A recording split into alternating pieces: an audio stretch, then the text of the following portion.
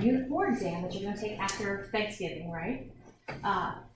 It will have about 25% of it will be what we're covering today. So, I don't mean to scare you or anything, but sometimes students don't take me seriously, so I'm just throwing it out there. I don't know if I take me seriously sometimes, quite frankly. But, so yeah, this idea of taking the ionic compounds, writing the neutral formula, and naming them is about 25% of your exam grade, okay? And this is the only time we're going to cover it. It's consistent with what we've been talking about with compounds, ions, and all that, but I'm just saying. All right, so with all of that in mind, let's see. This is a little bit different to me. Some of this is review, but it's different for me not to have the lab setting to kind of run over this with you. We talked seems like so long ago, just Wednesday, about basically that the atoms are metals are gonna what? Kick off electrons, and get a rare gas, and they become a cation. And then the non-metals are gonna take in electrons to get a rare gas, become an anion, okay? We call those monoatomic ions. Now today, and one of the reasons I think this throws students in this class for a loop is to understand or to do well on this material on the test, understand this material, there is a list of polyatomic ions that you're going to have to memorize. I haven't had to memorize anything. Now, I actually have some little sheets here that when I get to that point for polyatomic ions, you cut these up and turn them in, you get 50 extra credit points. So that's kind of fun. So we'll get to that here in a minute. Polyatomic ions are things like, for instance, nitrate and phosphate and all those, yeah. So, yeah, ammonia is one, but you have to know the formula and its charge. Like that's nitrate. Ammonia is NH4 plus 1. NH4 plus 1. Yeah. So I'll kind of tell you the ones that I'll hold you responsible for, okay? But what we're going to see is these ions combine. We have a cation combined with an anion to form an ionic compound, okay? So we're going to go around the room. I don't have the whiteboards, but we'll pick on you, Megan. Look at the periodic table. What charge will sodium form?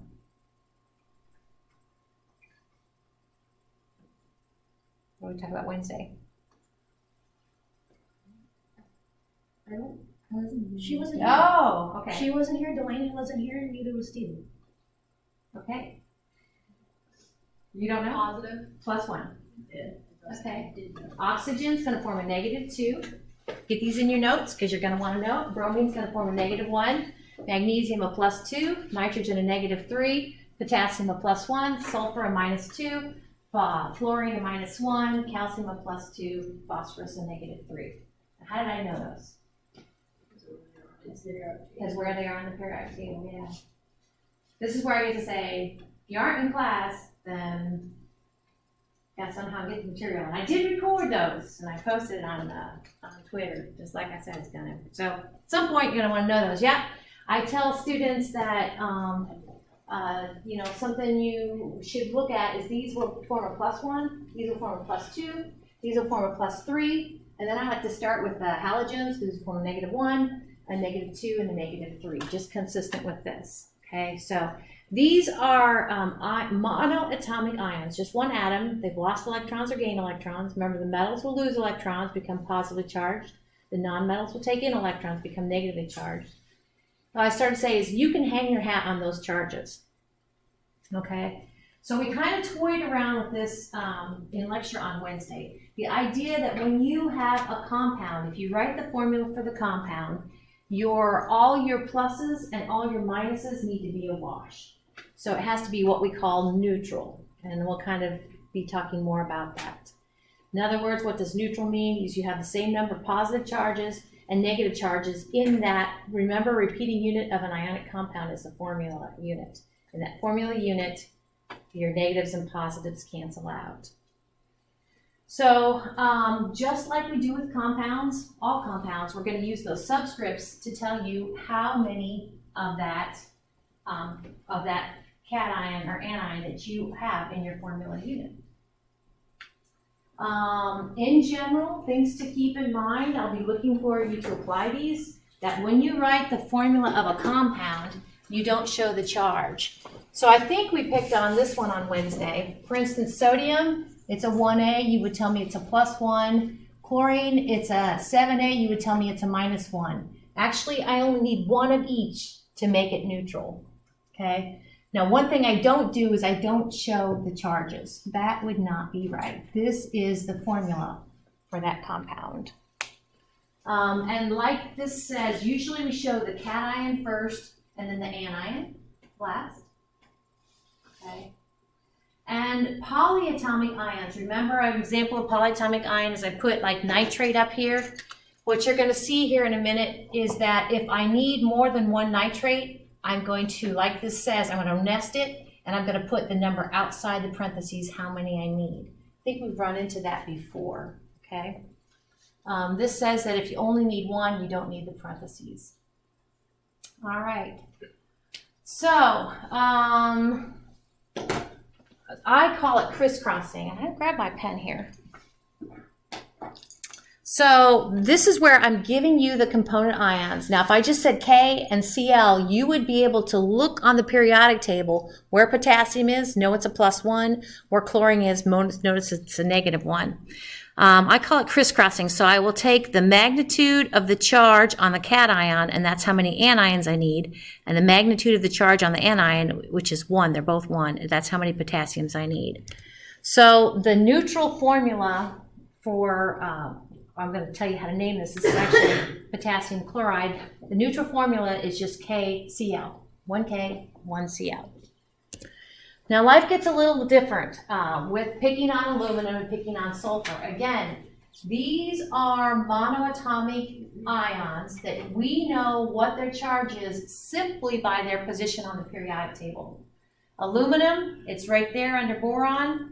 Okay, it's a 3A. It's going to lose those 3 valence electrons, become a +3. Sulfur, it's a 6A. It's going to pick up 2 electrons, become like argon, be a -2. So when I say crisscross, this is what it looks like. I know how many aluminums I need by looking at the magnitude of the charge on the anion. So I'm going to need 2 aluminums, and I know how many sulfurs I need by looking at the magnitude of the charge. That's why I call it crisscross. I don't know if it looks like crisscross to you, but it is. So I'll need 3 sulfurs. So if I were going to do a little check of is it neutral? Well, I have 2 aluminums, and they are both +3. And I have 3 sulfurs, and they are all 3 -2s. So of course, doing that math right there, you come up with 0. That's what we mean by neutral. Okay. So next one. How many FEs would I need? 1. 1. Very good. And sometimes I put a 1 there just to make me feel better. How many bromines would I need? 3, exactly. Very good. That's the formula. How many silvers would I need? 2. Yep. And how many oxygens? 1. Perfect. Ag2O. They're kind of fun. All right. Yep. And NH4 plus is ammonium. So how many NH4 pluses do I need? NH4. Just 1. I just need 1 NH4 plus, and how many Fs do I need? Also just 1. Again, crisscrossing. Okay, now this one, actually one of the rules was those little subscripts need to be the lowest common denominator. Crisscrossing would say 2 of each, okay? But I can take those 2's, divide by 2's, and actually just 1 of each because of how I'm going to report it. Okay? So the formula for this one is CuSO3, and here in a minute we're going to find out that's sulfite. So I'm hearing an Li2SO4. I'm digging it. Okay, and again, all of these we can double check if they're neutral or not. And then you got MgHCO32, so you have to put the HCO3 in parentheses. Yeah, I don't know if you heard Madison, but she said when we crisscross, we need 2 of these HCO3s. That means we have to put HCO3 in parentheses and outside put a 2. Perfect. And how many Mgs do we need? 1. Just 1. Yep. Notice on all of these, so I would call this Mg, magnesium, quantity, HCO3, subscript 2. Please bounce something to you up. Okay? What I started to say is notice in all of the blues there, that's the formula. Notice the formula, we don't include charges, okay? No charges. So this is how we write the formulas. Now I'm gonna kind of, throughout this lecture, we need to talk not only how we can write the formulas, but how do we name them. So that's coming up too.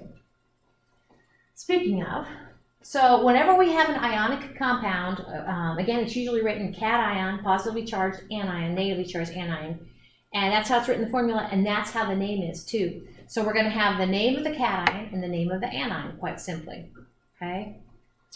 So the names of the cations, now there is a, this is where, let's see, if I was doing this in a lab setting, I would really emphasize that the cations, of course, they're going to be our metals.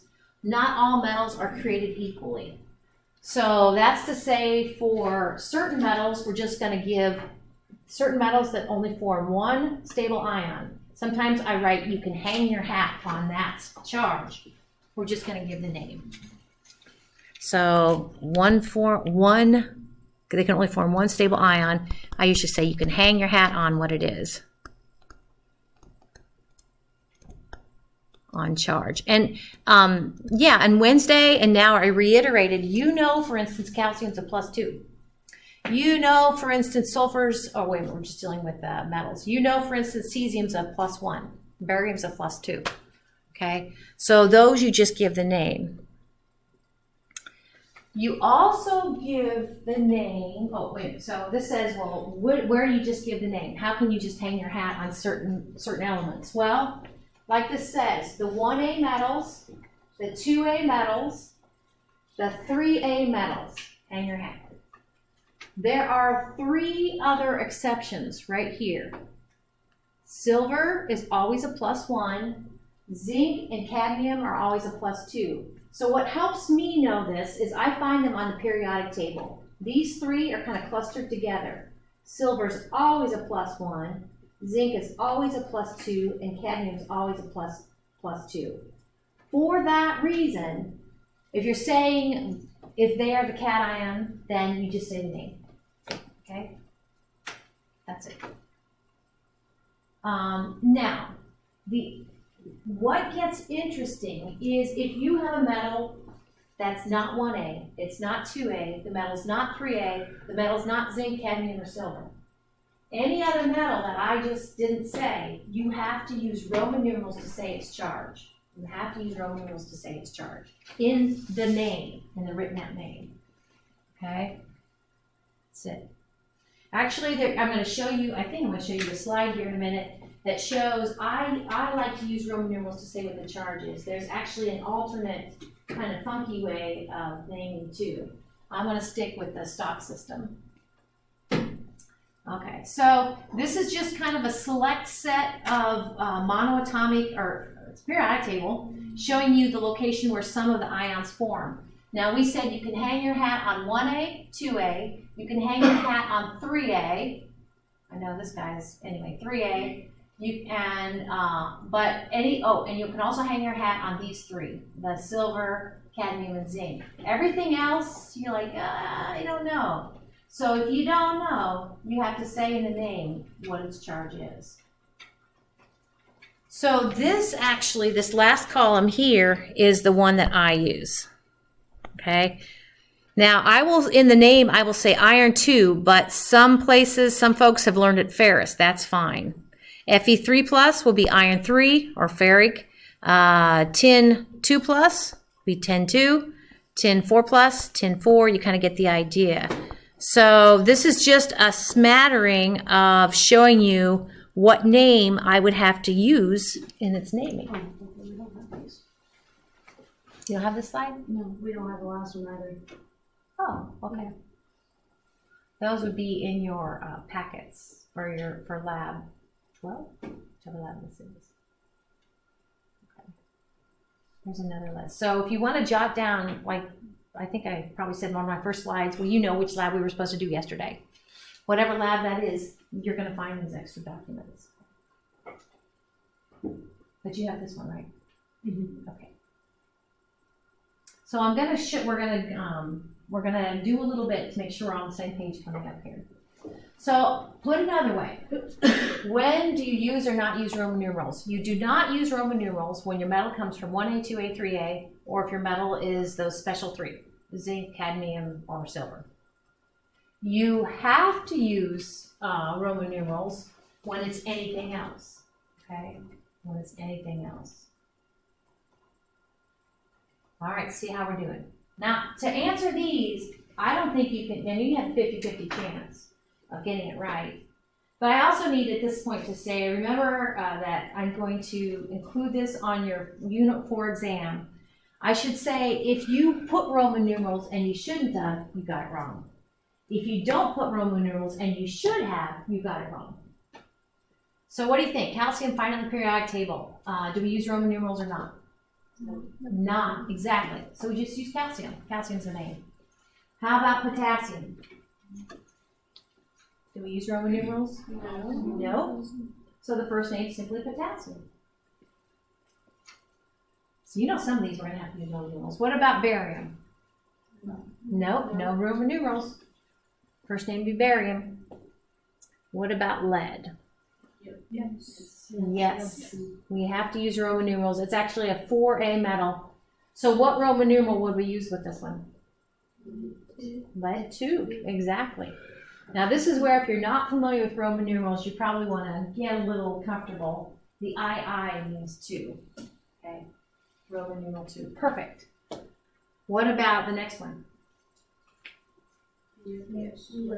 Lead 4, yep. Does anybody know how I make a Roman numeral 4? IV, very good, you got it.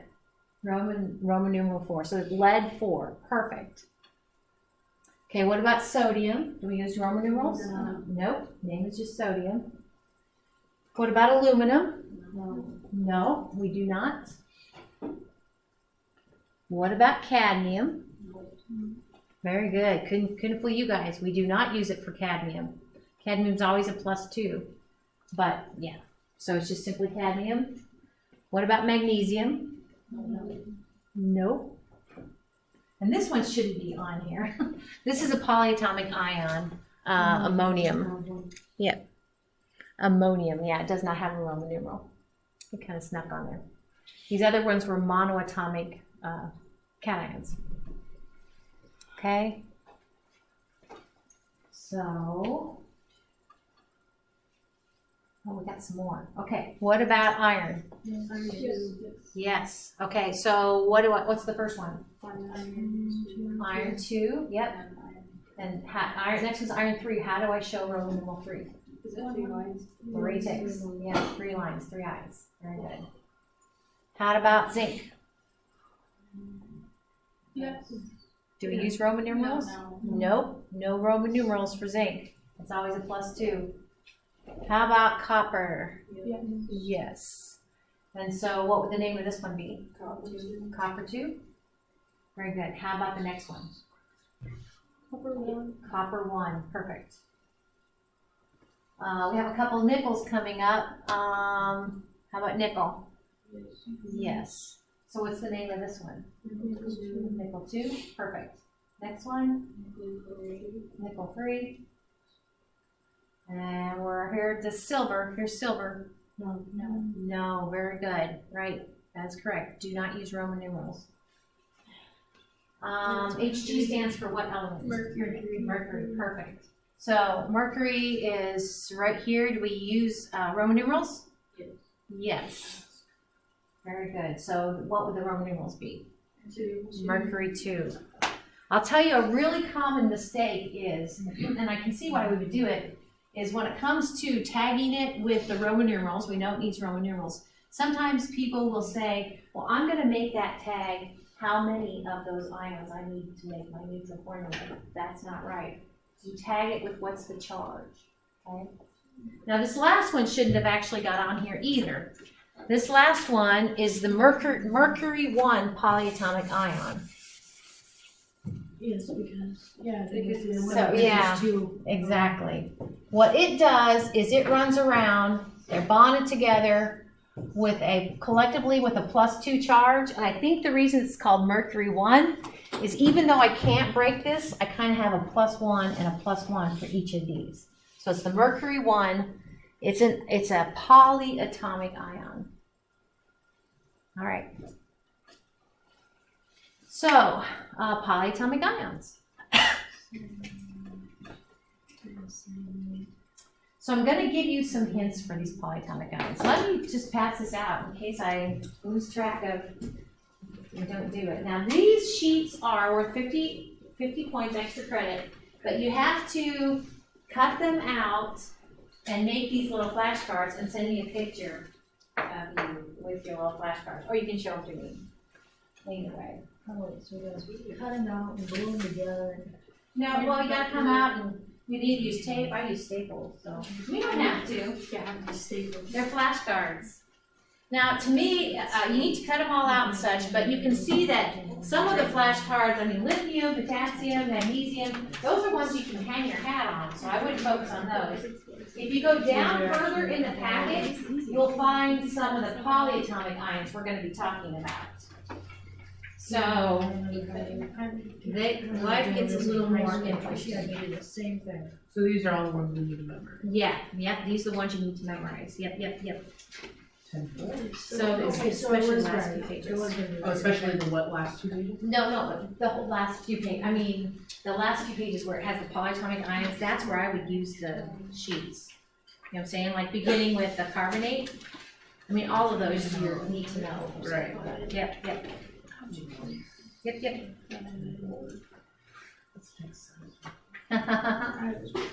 But once you have a handle on the polyatomic ion, what it is and what its charge is, you crisscross just like you did with the monoatomic ions. Okay? So I'm going to give you some hints in figuring out their names.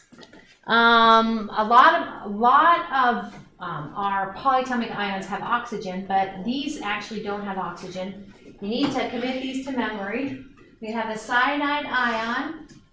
It's Cn with a -1 charge. We have the thiocyanate ion, SCN with a -1 charge. The triiodide ion, which has 3 I's, 3 iodines stuck together collectively with a -1 charge. So you need to know the name, the formula, and the charge. So, yep. Okay. So I'm kind of going back and forth in these notes. So is this the next slide that you guys have? Okay. So, I don't know. If I were to put up NaCl, what would you tell me its name is? Sodium chloride. Yep. That's sodium. And now we know that sodium, clearly we don't use Roman numerals because it's 1A. And we call the chlorine, oh goodness, I can't spell. It's got an H in there. We call the chlorine, we drop off the INE and replace it with IDE. Okay? And that's all that's those triangle of elements up there. So I think I have a slide that's going to talk about that. So oxygen would become oxide, perfect. Nitride, sulfide. Yeah. These are all monoatomic anions. Chloride. How about hydrogen? Hydride. Very good. And sometimes I almost feel rude in enunciating the "ide," but that's on purpose because here in a minute when we kind of roll it over to some polyatomic ions. How do I say this? The IDE, as in IDE dog, you know it's one atom. Okay? If you start seeing things with ite and ate, you know it's not just one atom. Okay? IDE, one atom. Okay. What about bromine? Bromide, phosphorus, phosphide, yep, fluorine, fluoride, and iodine, iodide. I think there's a joke in there somewhere, but yep. So IDE suffix means it's one atom. Specifically, monatomic anion. Okay. Well, I've got some hints about the polyatomic, the ones that have more than one atom stuck together. Most of them are negatively charged, polyatomic anions. There's one polyatomic cation, that's the ammonium, NH4+. But a lot of these polyatomic ions will end in ite or ate. Some exceptions are, you're going to want to get these down somehow. OH- is the common hydroxide. CN- we talked about a little bit ago, cyanide, and I3- is the triiodide. Okay, so a lot of the ions have oxygen, polyatomic ions have oxygen in them. They are called oxyanions. And the ite and the ate, if you can find it helpful within a cluster of polyatomic ions, that the ate too much oxygen and the ite is oxygen deficient or has one less oxygen. So the ite has less oxygen, the ate has more oxygen, okay, relatively speaking. Now, unfortunately, if you start to kind of look at different clusters, you can't talk across clusters, but you can talk within a cluster. If we focus on sulfur, we know sulfur can combine with 3 oxygens, sulfur can combine with 4 oxygens. By the way, what is the charge on sulfite and sulfate? -2. And that's one of the things that is actually helpful.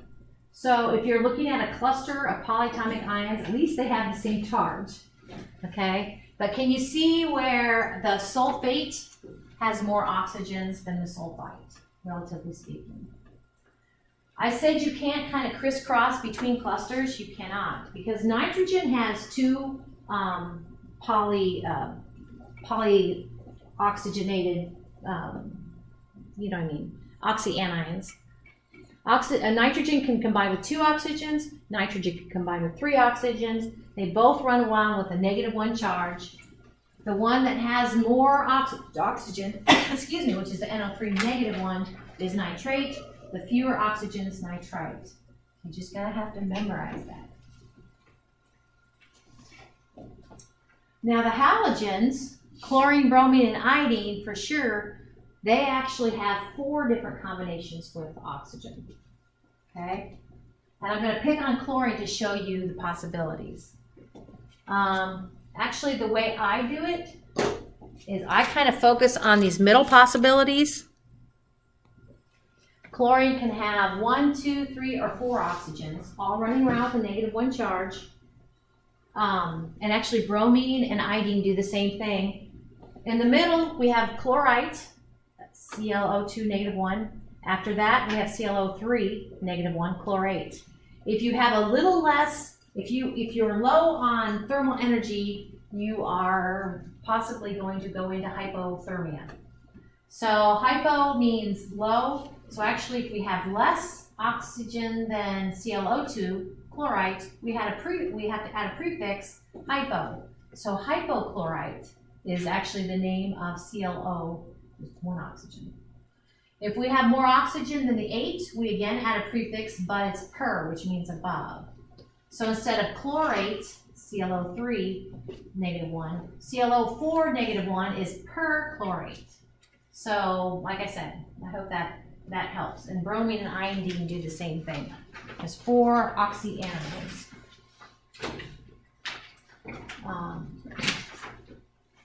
So here's another little trick. Sometimes those oxyanions will actually abscond onto a hydrogen. Notice I have not just a neutral hydrogen, but specifically an H with a +1 charge. So when that happens, you basically bump the negative charge 1 less because you're adding a +1. I'll kind of show you examples of that. If you pick up 2 hydrogens, you basically tap down the -2 charges. Add 3 hydrogens, etc. So here are examples of that. We know we have sulfite, right? But we also have a hydrogen sulfite. Hydrogen sulfite then has those 5 atoms, HSO3, now running around. Instead of a -2, it's a -1. Because again, think of that hydrogen as kind of tapping down that -2 to a -1. There are actually 2 names for this, hydrogen sulfate, which I prefer, or bisulfite. It's the same thing.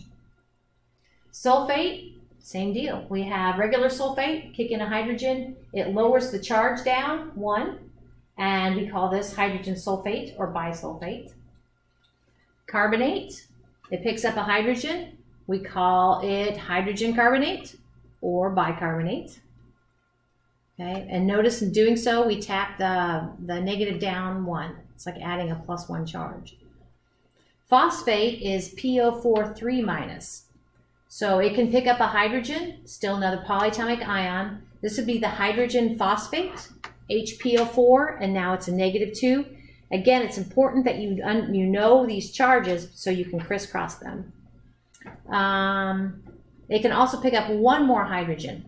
This dye, there's only a few places on this topic of naming ionic compounds where you'll see me ever use a dye. This is one of like the 2 places. So dihydrogen phosphate is H2PO4 with a -1 charge. All right, now, do you guys have this one? Okay, so if you want to, I really encourage you to, even though this semester we're not going to do the lab that we would have otherwise done Thursday, I would look up that lab. This table is in that lab. Okay? So this table kind of summarizes all that we've been talking about, and you wondered which ions you need to memorize. This is what you need to memorize. Where can you find what I've given you today? The last 2 pages of this, yeah. But this is also in your lab notebook. I really love it. Is it all in lab notebook and like the lab part where you're supposed to do yesterday? Yep. Okay. So this might be hard for you guys, especially. See how we're doing. Do you guys have this one? What's Yes, that? we have this one. Do you have the answers? Yeah. Oh, okay. No. You don't have the answers? No, we don't have the answer. But you have the name. Oh. So anybody sorry. know which ones? Let's see, which one? Yeah. Anybody know which one's carbonate? The bottom one. Very good. So carbonate. How about hydrogen carbonate? The only one with hydrogen. The HCO3 -1. Hydrogen carbonate. MnO4 negative. Yep. Permanganate is that one in the top row, the furthest right. That's permanganate, MnO4 -1. How about chromate? CRO4 2. How many people think it's the top one? How many people think it's the bottom? It is the bottom one. Yep. Chromate, regular old chromate is down here. CrO4 2-. And then this one over here, the furthest left on the top would be dichromate. And I said there's only like 2 places that we're going to use the word, the thing di, and that's the second one. So dihydrogen phosphate and dichromate.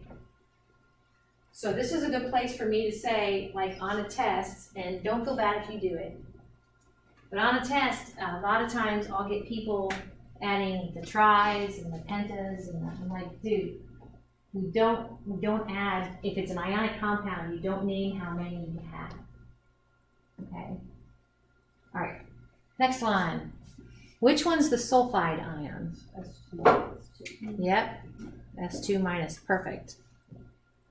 And this is why I enunciate, and I feel like I'm being rude, sulfite. Which one's sulfite? SO3. Yep. Now sulfite is down here. SO3 2-. Sulfite. How about sulfate? SO4. Yep. SO4 2-. Hydrogen sulfite. Bottom. Yep. Hydrogen sulfate is the only one that's left. Yep. So, yeah, those are those.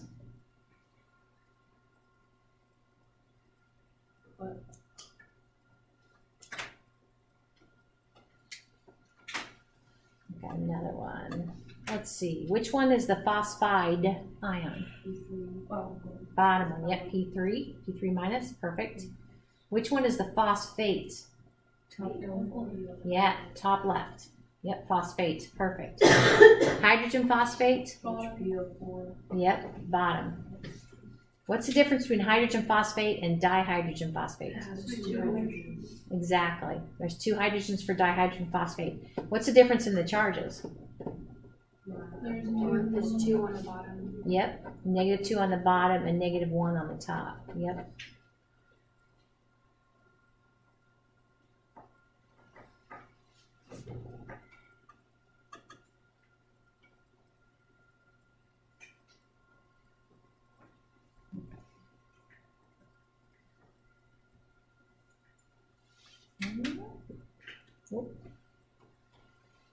Okay, which one is ammonium? Bottom right. Bottom right, ammonium. And I'll put it up on the board here, but you probably heard of ammonia. Okay, so ammonia is NH3, neutral molecule, and ammonium is NH4 plus. Okay, so for what it's worth. All right, which one is hydroxide? Yep, top left, OH minus, perfect. Cyanide, bottom left. Yep, and hydride is top left, or top right, yep. Hydride.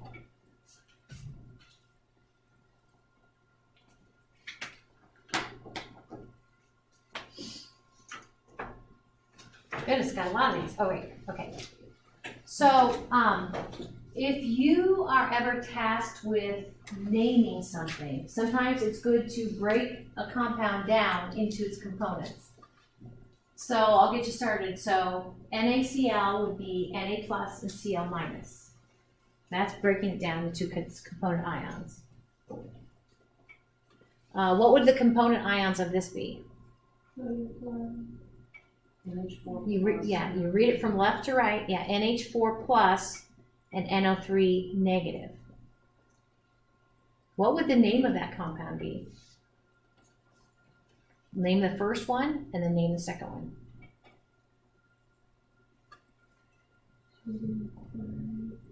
So NH4, yeah, the first one's sodium chloride. What about the second one? Ammonium. Do you remember what NO3 is? -1. Nitrate. Nitrate. You'll get it. Ammonium nitrate. All right, so what are the component ions here? ALN. Aluminum plus 3. Good. Aluminum plus 3 and -3.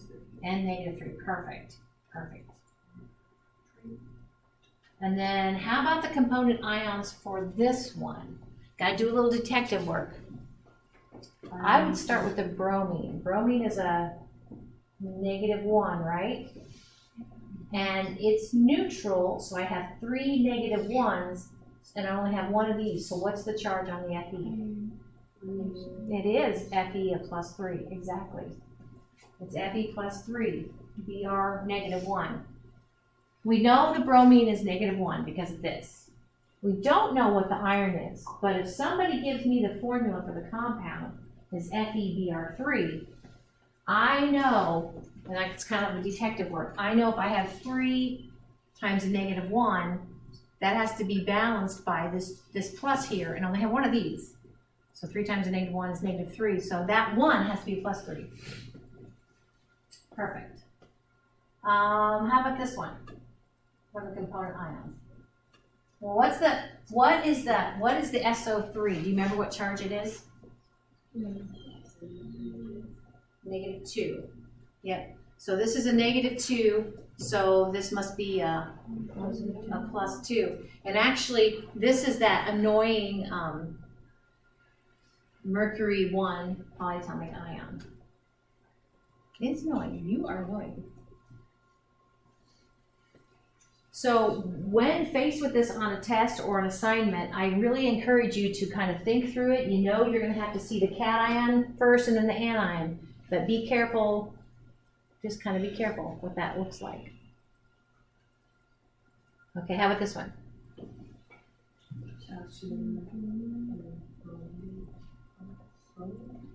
So what charges the K, what charges the Br? Yeah, K plus 1, bromine minus 1, perfect. Again, we read it from left to right, so we should be looking for the cation, looking for the anion. How about the individual components here? Here's lithium. Yep. Lithium plus 1 and an NO2 minus 1. Does anybody remember what the name of that polyatomic ion is yet? It is nitrite. That's right. It is nitrite. Perfect. How about the component ions here?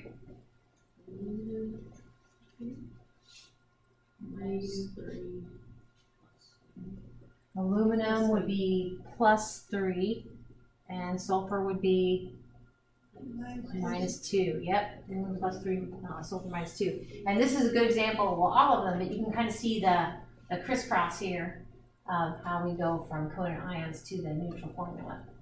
How about this one?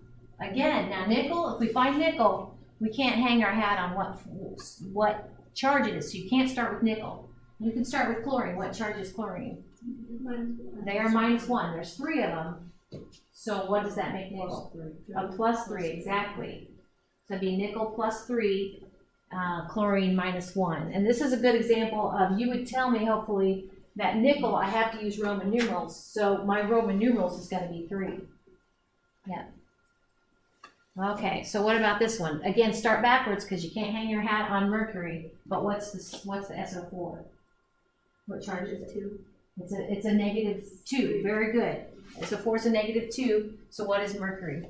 A +2. Yep. So you kind of have to go backwards like that. Perfect. All right. So let's do some names. What's the name of the first one? Sodium chloride. Yep. Ammonium nitrate. And ammonium nitrate, the second one. Very good. Aluminum nitrite.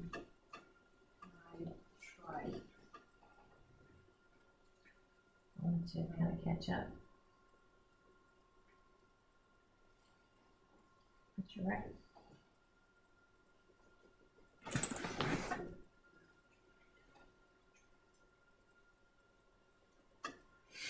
Yep, aluminum is found right here, so we're not going to use Roman numerals. And for the nitrogen, we're going to call it nitride. Perfect, aluminum nitride. Okay. Now for the next one, do we use Roman numerals with the Fe? Yes. And what will the Roman numerals be? 3. Perfect. So, yep, iron 3 bromide. Yep. Iron 3 bromide. Okay, what about the first name for this next one? It's that annoying one. Oh. It's the one. Yeah, it's mercury 1. Very good. Mercury 1. And what will the last name be? Sulfate. Sulfite. Sulfite. Very good. Mercury 1 sulfite. You got it.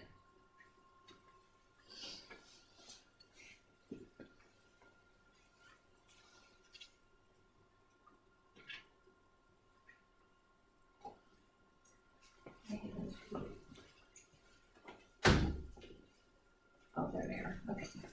All right. How about this one? Potassium bromide. Yep, potassium bromide. Perfect. Potassium bromide. Yes.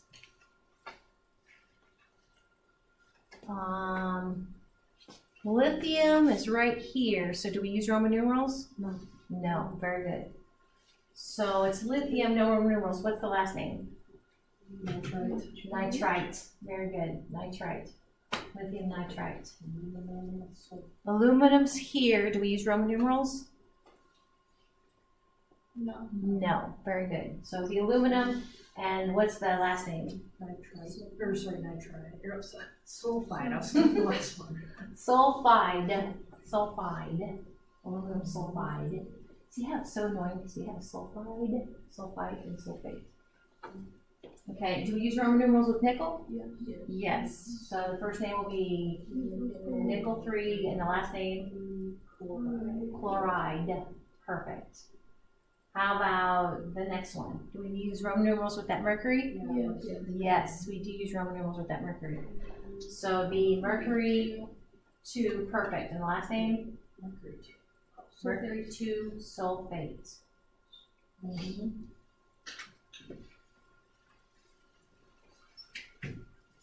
think we're kind of bumping up against the time. I think you guys get the idea. All right, I want to show you right quick, discard. This is actually, if you go back and look at the lab that we would have done, it looks like this.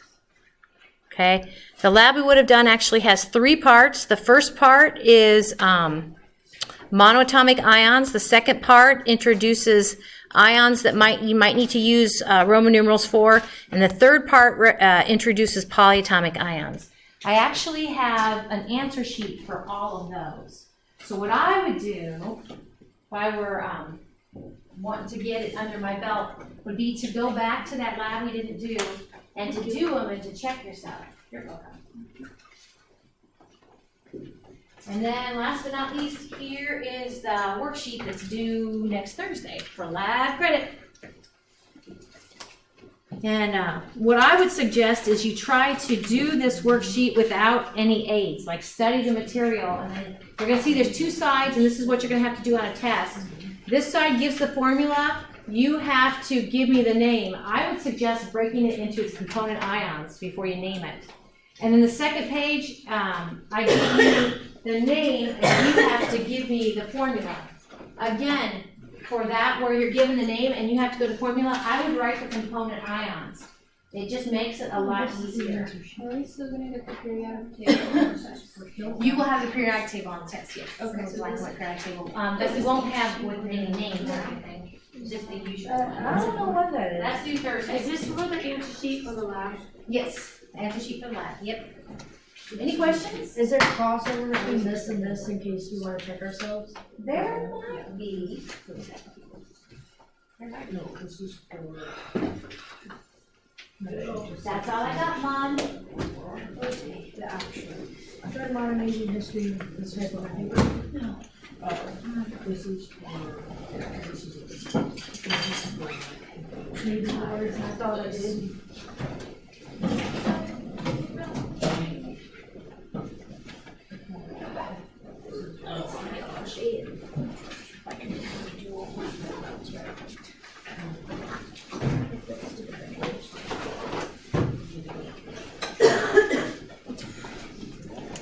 I wish I could find my chemistry notebook from high school. No, I throw all my notes away.